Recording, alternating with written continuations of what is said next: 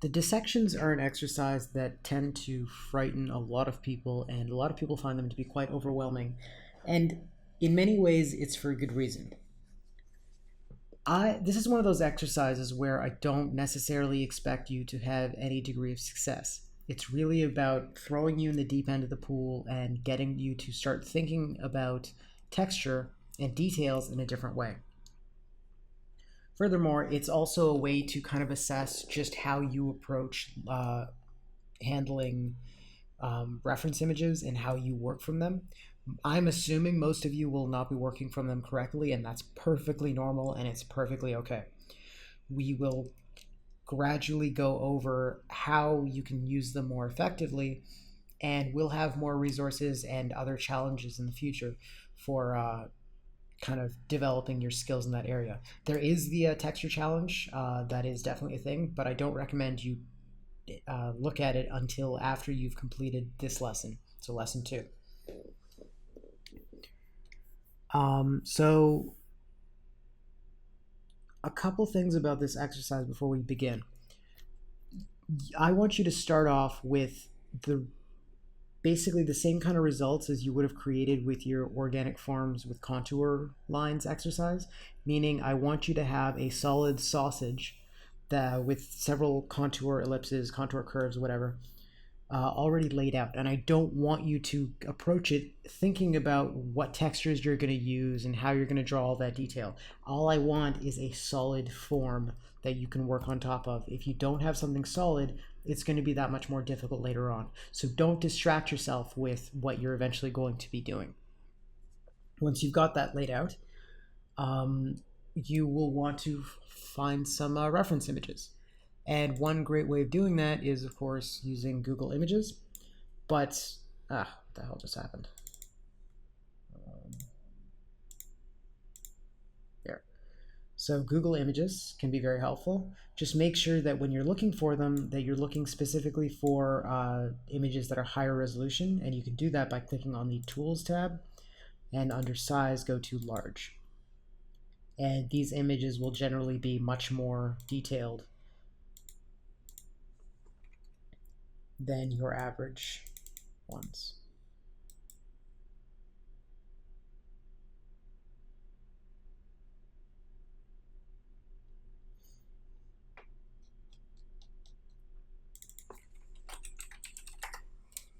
And of course, the terminology that you use when searching is certainly important.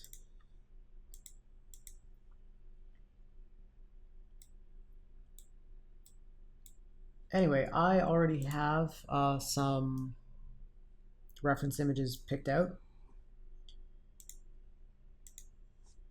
This program that I'm using here is actually pretty awesome. It's called PureRef. I'll bring up the webpage for it.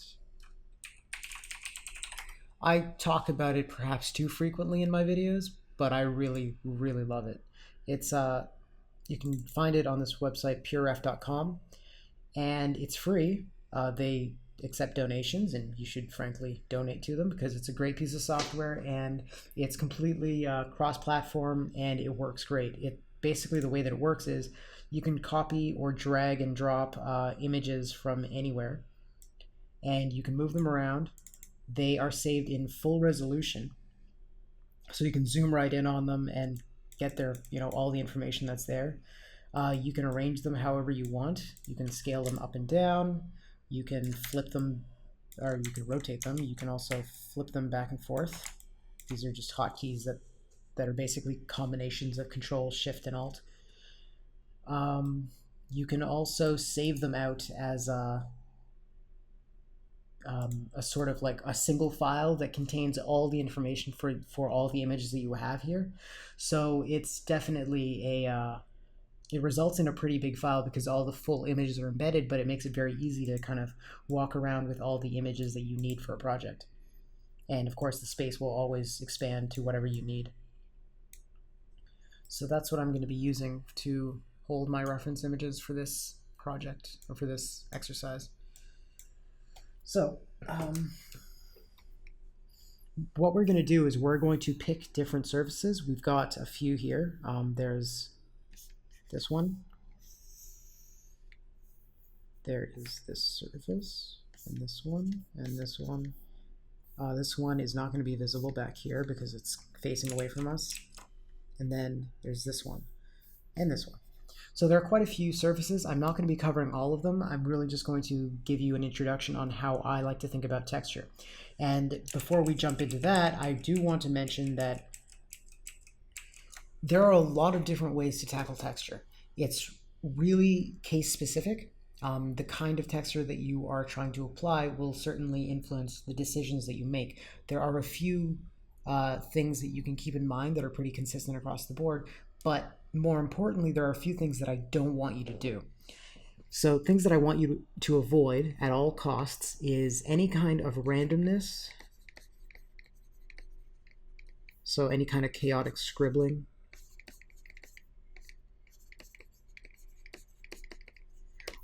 A lot of people will want to do that, and I see it from a lot of beginners. The problem with that is that it really doesn't teach us anything, and it tends to look terrible. The thing about scribbling is that there's no intent behind it. You are just saying, okay, well, I think this needs to be covered with some sort of, muck or whatever. That doesn't look like anything. Instead, if you ever get the urge to scribble, I want you to stop yourself, to look carefully at your reference, and to identify the kinds of patterns that are present. Think beyond the absolute big forms, like for example, you got these limestone blocks, I believe. And now a beginner is likely to just focus on the blocks themselves, like the pattern. A pattern is something that is essentially two-dimensional, but what we're looking at is really more than that. If you look closer, you see all of this info here with the little divots in the stone and the raised and the portions that are raised up and those that are pushed back. Essentially, the marks that we are drawing are not lines. The marks that we are drawing are the results of cast shadows that are cast by the smaller forms that are present here. And there are all kinds of forms at different scales. The only difference between this and the kinds of forms that we're now kind of used to drawing are that these forms wrap around whatever surface they're being applied to. So in this case, the big blocks really are your major forms, and the texture itself is these fine little bumps. Similarly, you might look at these scales. All of these areas, the dark ones that you might consider using as your lines, are again just cast shadows. The light is falling on the surface and it's causing each form to cast a little bit of shadow on its neighboring form. And the reason that that's important is that shadows are not lines, they are shapes.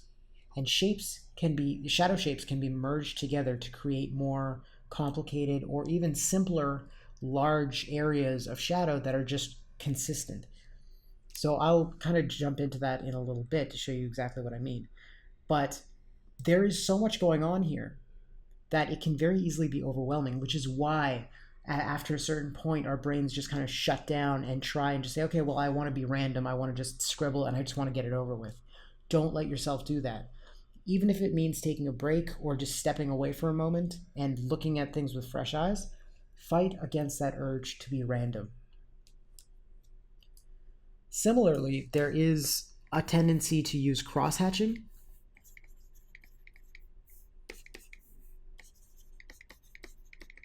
Or hatching. And that is basically just doing this. Or now, there are definitely a lot of great places that you can use this, but the tendency is, especially in beginners, to use that as a sort of catch-all texture. And the problem there is that it really just stops you from looking any deeper into your reference, identifying the different forms that are there, the rhythms that are present, how things are arranged, whether they're clustered in groups or if they're covering an entire surface evenly. It really doesn't make you think about those kinds of things. So instead, I want you to just set that technique aside for now and focus on drawing what you see and drawing what is actually present.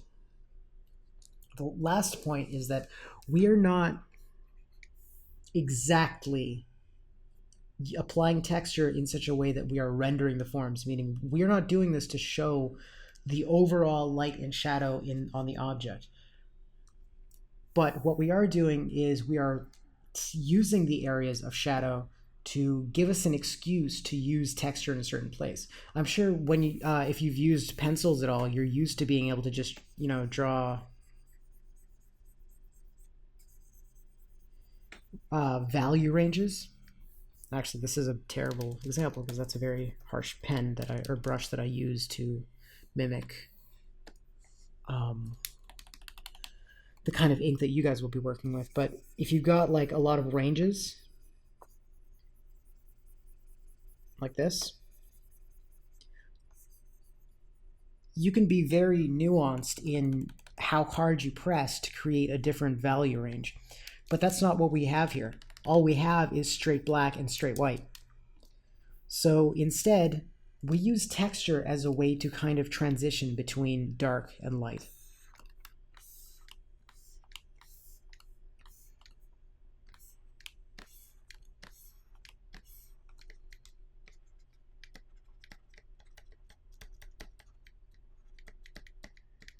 So we kind of alternate the density of our marks to create a transition from something that is very dense and dark to something that is very sparse and kind of spread out and much lighter appearing. And basically the idea is that if you're looking at it from a distance, the density is what really gives you the sense of value or lightness or darkness.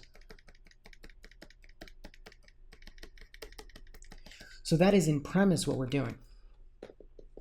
And it is the textures that are the kind of variation in density that we end up using. And it gives us a key place to communicate what the surface texture is going to be on a particular form.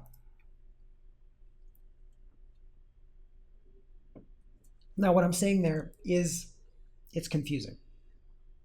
And you don't need to worry too much if you don't fully grasp it just yet. Just try and let it sit in the back of your mind, and hopefully it will make sense over time. So let's get into drawing some textures.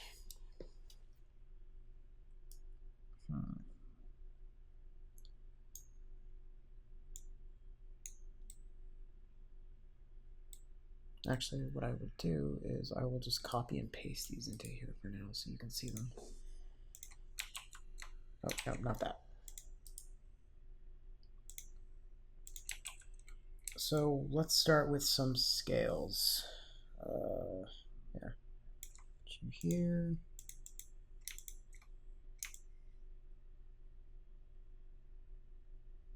I'll do it on the centerpiece so that it's easier for me to manage. Okay, so what do we see with these scales? I've got a lot of little forms that are overlapping one another. Kind of like this.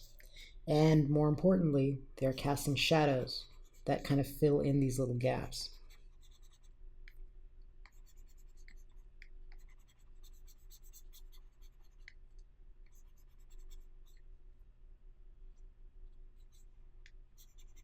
Kind of like that. And so I want to apply this onto this surface here.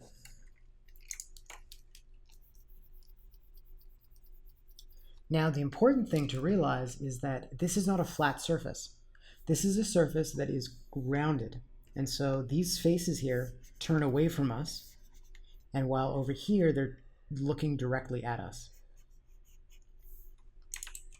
So we need to consider that while we're drawing our textures, because the textures themselves will be more compressed when the faces are facing away from us, because we are only really seeing them in a glancing sidelong fashion. Whereas here they are facing directly at us, so they will be they won't be as squished together. Also, textures don't just exist on flat surfaces. They have their own little bumpy silhouettes to them. So it tends to be very helpful in communicating what a texture is by incorporating it into the silhouette. The silhouette is actually the first thing that a person sees about a form. And so they're not going to see all the internal detail. The first thing that they are going to witness is how the irregularities along the or what the irregularities along the edge of a silhouette really tells us about a form. And then because that is the first thing that they kind of process, it has the greatest impact on their interpretation of what they're looking at. It's similar to why you can actually tell from a long distance when a friend of yours is walking towards you, because you will recognize their particular silhouette and the way that they move. So even though you can't see them clearly, you can still tell it's probably them.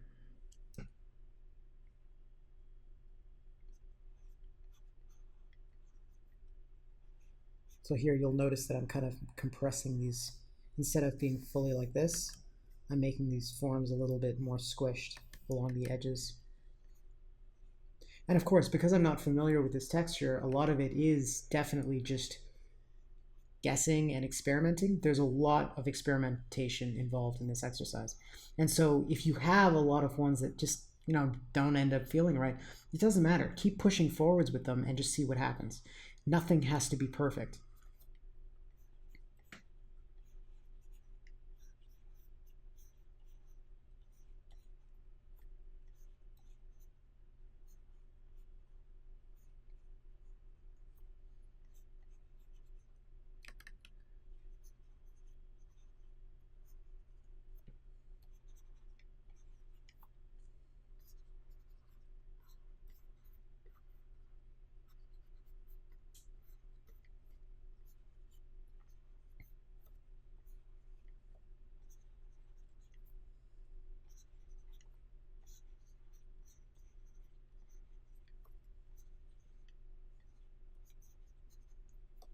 You'll notice here that I'm starting to leave more gaps as I move downwards towards the center of the form. And the reason for that is that I don't want to necessarily cover everything perfectly in a consistent layer of texture. That generally becomes very visually noisy and distracting because you end up with a lot of contrast. And so I want to be able to create a simple transition from being much more dense to being much less dense.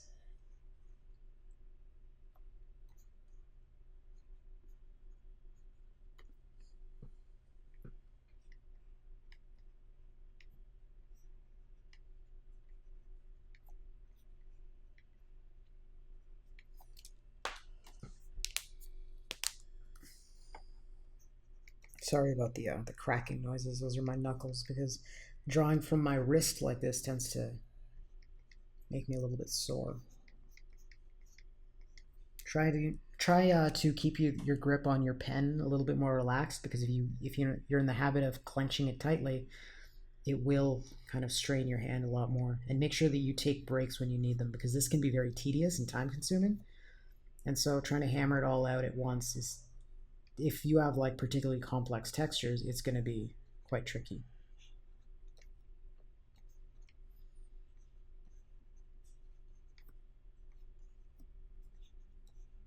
Or not quite tricky, but quite painful after a while.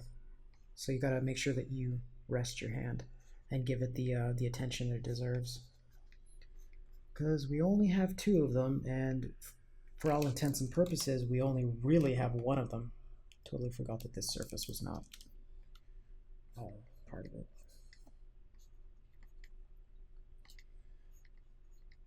There was this artist named Francis Tsai, who he contracted ALS, Lou Gehrig's disease, which basically takes away your ability to use your your body really over time. And so he lost the ability to draw with his dominant hand, or both his hands, I think. And then he, being the amazing person that he was, he taught himself to draw with his feet. And then eventually he lost the capacity to do that, and he taught himself to draw using the eye tracking software that he was using to communicate with other people. And eventually he did pass away, but as he did this, he demonstrated that very little was going to stop him from creating, even though it did effectively change his artistic styles. because when you're drawing with your eyes, you're drawing with your feet, you don't necessarily have the same kind of range of motion, but he was still able to create quite beautiful things. But still, it's very important to take care of your hands, or whatever appendage you decide to draw with. So now I'm kind of thinking about where these shadows will be cast from one tiny scale form to another.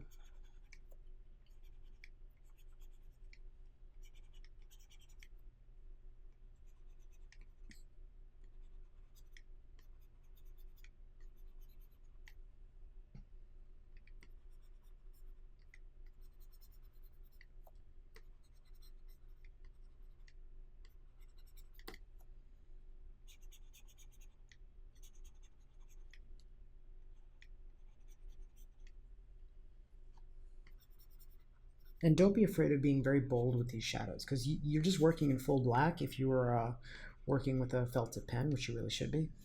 Um, Sometimes a brush pen can also be quite handy with this sort of thing, but the idea is that you're just working in these solid blacks, so we tend to be quite timid. And so if you kind of push yourself to make decisions that you maybe are a little bit afraid to do because you don't want to ruin the piece, it can really yield good results. And even if it doesn't, it really teaches you a lot about the use of the tool and how to communicate with the pen that you're using.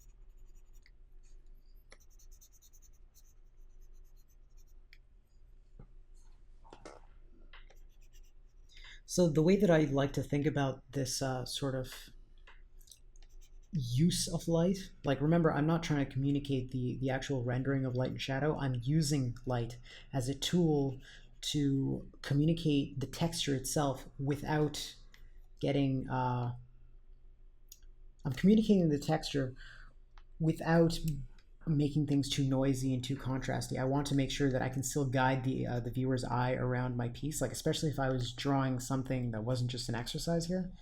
I'd really want to focus on being able to make sure that the viewer's eye starts where I want it to and moves around as I wish.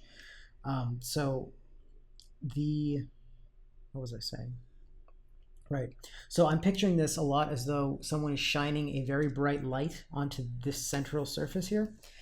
And so when you have a lot of light on something, it blasts away all of the shadow and you end up with a very strong, like overexposed feeling.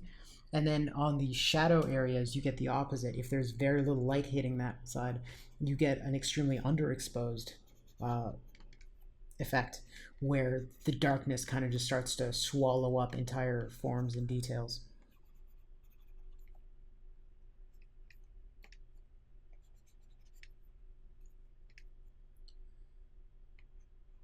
So try your best not to just stick with simple, like, uniform lines when you're doing this. Try and always, if you see lines that feel very uniform, try and think about what are the shadows that are causing these lines to exist, and how can you really push them to be a little bit more dynamic, to not just be simple lines, to have a more of a cast shadow feeling to them. Anyway, I'll leave that one alone for now. I mean, there is a little bit more to these particular forms where they actually have their own, like, little peaks and valleys.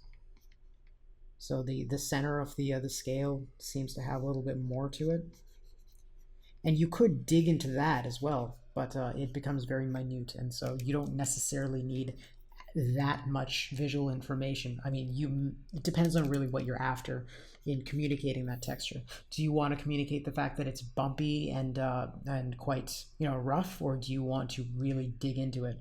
That's another thing that's very important when you're dealing with texture. You need to ask yourself a lot of questions. What makes this thing bumpy, wet, sticky, smooth, rough? What visually makes it appear to be that way? And then once you're able to pinpoint that, those are the elements that you really want to focus on. Because what we are doing is communicating that surface quality visually. The entirety of what we're doing is not drawing pretty pictures. That's kind of a side effect. We are trying to communicate the idea of what these things are. And as many of you know, professionally, I work as a concept artist, and that is extremely useful and valuable there, because you're not really there to kind of impress people with your drawing skills. That is certainly one thing that you hope to do, but your main job is to communicate the designs that you've created, the solutions that you have to certain problems, like how is this gun going to how does it get reloaded, where's the trigger, where do you fire it, and whatever, and does it have the sense of weight that we want to give it for the character who's going to be using it to really match their design. So it comes down to a lot of communication of your problem solving. And so learning to draw from that angle is a little bit different from what a lot of people are used to in terms of, well, I just want to make pretty pictures. That's not what we're here to do. We are largely here to convey ideas. So I'm going to move on from this texture for now. One favorite of mine has always been the Kiwi. So I will use that. I'll use it over here. So what we can see with this Kiwi is we've got little seeds. We've got these tiny channels that are basically like little ridges. And then we've got a very like porous kind of fleshy texture around here. This is the green part is what we're drawing. We're ignoring the outer part for now. Like maybe we could apply the outer part to one of these other surfaces, but right now we just want to focus on this one fleshy texture. There are basically multiple textures present. We've also got this inside, the white flesh there that's a little different from the way the green is. So let's try this out. We've got this kind of central shape, the white one. And then we've got a bunch of channels coming off of it.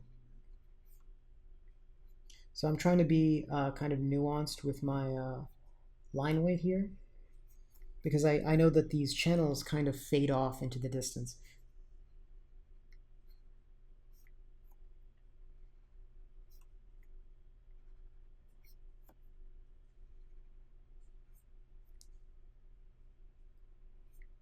And as always, if you make little mistakes, it's really no big deal.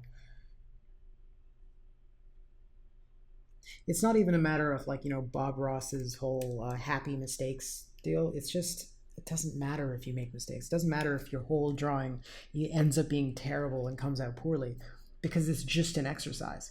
You're not making some masterpiece oil painting, to show your friends and family. You are doing this to improve. You're doing it to learn, and the best way to learn is through analyzing your failures, and there will always be failures present. Sometimes they are minor failures, and sometimes they are much bigger failures. And I find that is why people struggle with learning to draw a lot, because they first need to come to terms with just how much they suck at first, and how much they continue to suck. Like, I mean, I regularly come to terms with, or at least have to face that. Even while doing a lot of these demos, I make plenty of mistakes because, frankly, I'm rusty. I haven't done a lot of these exercises in quite a while because I've been caught up in the work that I need to do. But frankly, it's not something that I should ever have been, left aside. And I do need to revisit them and kind of sharpen those skills.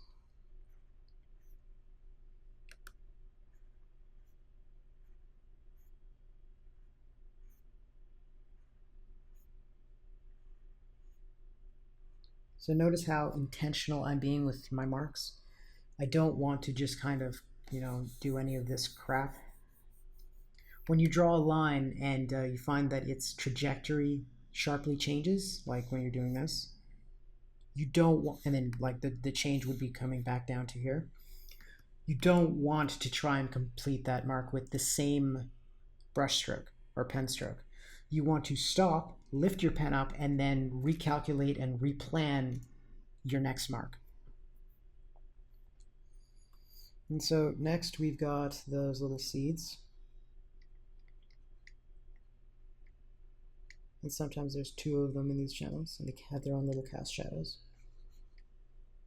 And sometimes they're a little bit more buried, so I mean we can just probably skip them here and there. And of course, we don't have to match what we're looking at perfectly. What we're doing is we're identifying the patterns and the kind of rhythms and just the idea of what is there, and then we are applying that information here to make it seem like, okay, this is a kiwi. This is not the same kiwi, but this is a plausible other kiwi that could exist.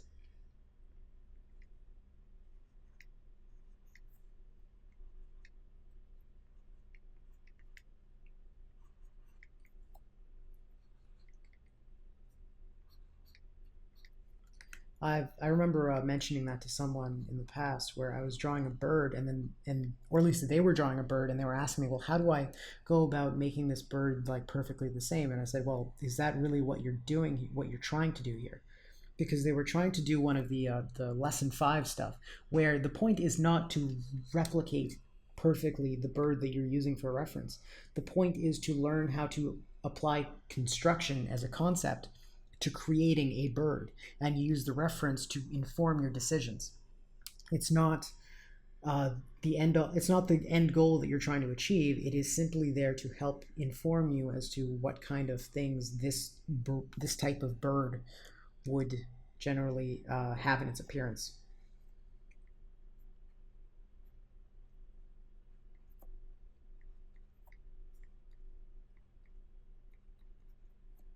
Now, of course, if you wanted to draw that specific bird, or even that very specific kind of breed of bird, I would recommend taking a lot of time to study it, to study the particular characteristics of that bird, and to do a lot of different study drawings to kind of learn the specifics and the particular characteristics of that individual.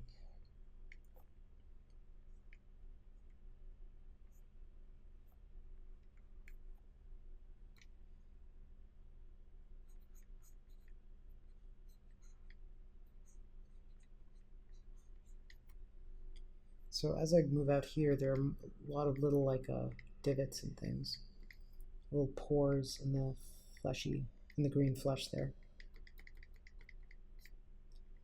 It's a little bit tricky when you've got this kind of edge, or the kind of loose ellipse that I drew before, but you know, we work with what we got.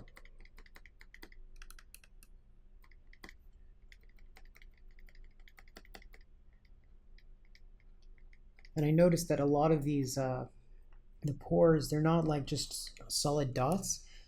They've got rims to them so that they kind of get thicker on one side and then kind of fade out towards the other. So that's, at least in some smaller places, I'm trying to kind of accentuate the curve there.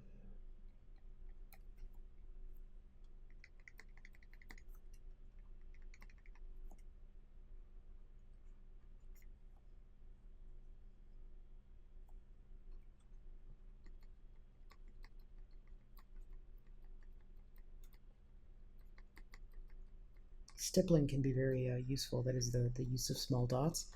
And there is a small, like a controlled degree of randomness to them, but you're never like just covering an entire space with them. You're controlling where those dots are landing and generally how much pressure you're applying to keep the scale within a certain amount of control.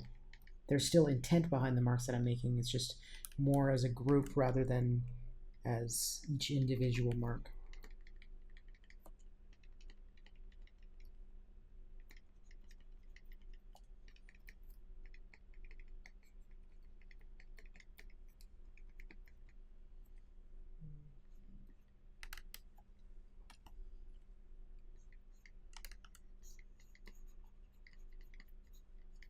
I do kind of want to play with just how these textures would blend together, where you've got this layer of scales, but then it kind of breaks off into these this kiwi flesh.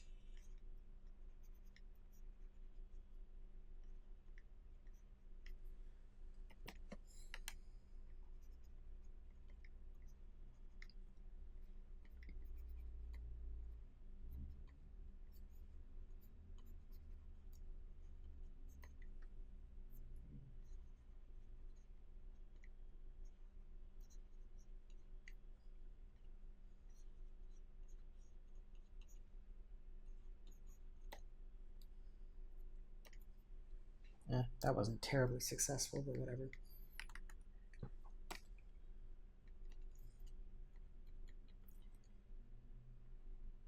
So I think once I call it done with this Kiwi texture, I'll just end the video there.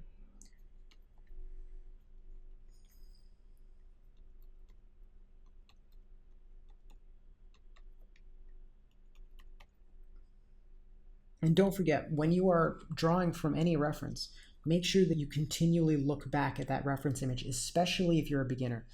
When you're a beginner, you have a tendency to kind of look at your reference image and then think that you can hold it in your memory very well, when in fact you cannot. So the result is that everything that you remember ends up being heavily simplified and almost like turned into a cartoon, which is why when we go to look at our resulting textures, they tend to look oversimplified and they don't really look very faithful to the actual texture. Now, it's not because we are inherently not able to, remember these things. That's something that we can kind of develop over time, but we do so by changing how we observe. We want to get into the habit of looking at our reference constantly, taking only a few moments to glance away to create another mark here and there, and then look again to refresh our memory. Because ultimately, we evolved to create, to survive in a world where there's a lot of an overwhelming amount of visual information around us, and we need to be able to kind of identify the important things and then just move on. That's why our memory is very well designed for looking at something, simplifying it, oversimplifying it, and moving forwards, because we can identify the greatest threats and kind of process them as needed. But all the little pores in a kiwi, or the way the seeds are arranged, that's not important information as far as survival goes. So we kind of need to get used to rewiring our brains. So get into the habit of looking at your reference image all the time, except for a moment or two, just to put down very specific marks that you've kind of identified, and then go back and look again and refresh your memory. Over time, you will get better at retaining more pertinent information, but I'd say for a good long while you're still completing these Drawabox lessons, get used to the idea that that your memory is not trustworthy. So you'll notice that here I'm actually applying the same scaly silhouette to the edge there, because this should wrap all the way around.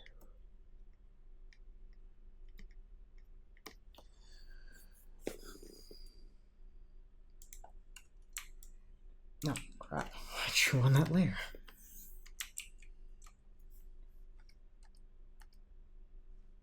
Oh, whatever. It didn't look very good anyway. So there you have it. That's how I approach drawing textures, and try and apply this to your dissection exercises.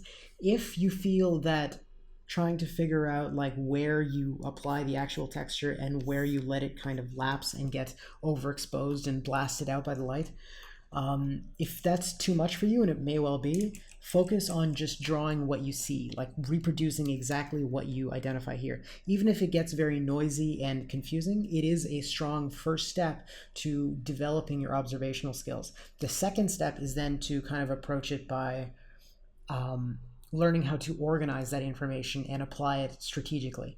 In the texture challenge page, I do break it down into those steps, and the challenge itself is designed in such a way that first you do the careful observation, just taking down all the information that you can, and then learning to organize it. So there's no harm in approaching it that way here as well. So that's about it. I hope this helps clarify some of the aspects of how to deal with texture and learning to understand it as a lot of small forms that cast shadows along the surface of an object.